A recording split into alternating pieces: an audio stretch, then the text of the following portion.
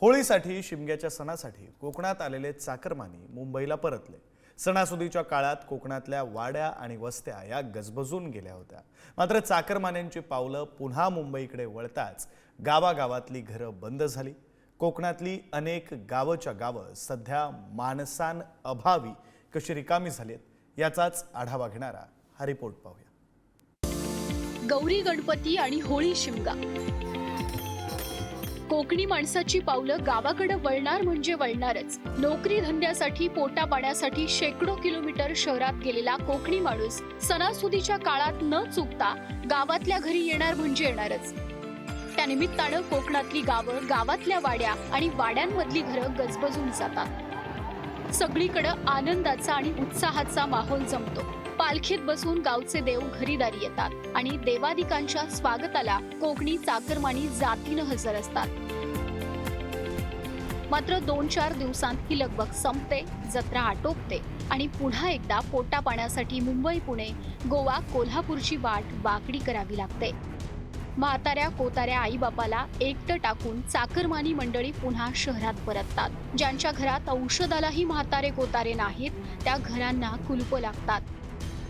वाड्या आणि गावं क्षणार्धात ओसाड आणि निर्जन होऊन जातात। प्रत्येक सणानंतर कोकणातल्या गावागावात हमखास दिसणारं हे दुर्दैवी दृश्य। कोकणातली बरेच घरं ओस पडली आहेत, त्याला कारण म्हणजे उद्योगधंदे।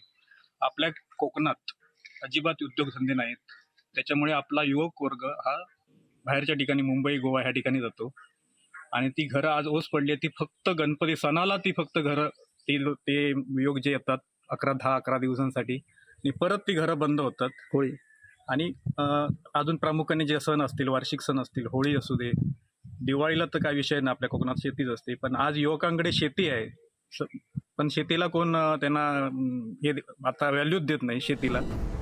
निसर्गाचा वरदहस्त लाभलेला समृद्ध असा कोकण प्रांत, आंबा, काजू बागायती, भात शेती आणि जोडीला पर्यटन व्यवसाय, आर्थिक समृद्धता असलेला हा प्रदेश मात्र कोकणातल्या समृद्धीला आता अवकळा आली आहे। पारंपरिक भात शेती आता अनेकांना परवडत नाही।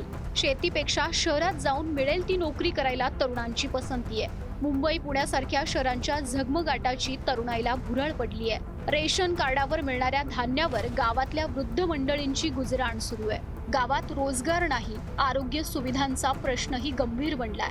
उच्च शिक्षण आणि पैसा कमावण्यासाठी शहरांकडे ओढा वाढलाय। गावातल्या मुलींनाही मुंबईचाच नवरा हवा असतो। कोकणच्या मुलांची लग्न जमत नाहीत, पण त्याच्यासाठी पण मुख्य कारण आहे की इथल्या मुलींना पण मुंबईचा किंवा शहरातला नोकरी करणारा मुलगा लागतात। त्यामुळे मग इथली मुलं नोकरीनिमित्त बाहेर जातात, पुण्या मुंबईला तिकडे स्थिरस्थावर होण्यासाठी जातात। मग इथला जो विकास आहे तो तसाच ठप्प झालेला आहे। तर त्यामुळे जर इथे पर्यावरणपूरक रोजगार निर्मिती झाली तर इथला जो तरुण आहे तो इथे स्थिरस्थावर होईल आणि कोकणाची पण त्याप्रमाणे प्रगती होईल। गौरी गणपतीचा शिमग्याचा सण आला की चाकरमानी गावाला येणार, बंद पडलेली घरं उघडली जाणार, भजन कीर्तन फुगड्यांचा खेळ रंगणार। मात्र गणपती गावाला गेले आणि शिमग्याची सोंग संपली की पुन्हा घरांना कुलूप लागणार, ती पुढच्या मे महिन्याच्या सुट्टीपर्यंत किंवा थेट गणपतीपर्यंत। एप्रिल मेचा उन्हाळा म्हणजे आंब्या फणसांचा मोसम। मात्र गेल्या काही वर्षांत पाणी टंचाईला सामोरं जावं लागतं, म्हणून अनेक जण मे महिन्यातही गावी जाणं टाळतात। कोकणातील गावागावांची ही एकच रडकथा, जेव्हा नको कोकण कुलूप बंद असा। उमेश बुचडे, पुढारी न्यूज, सिंधुदुर्ग।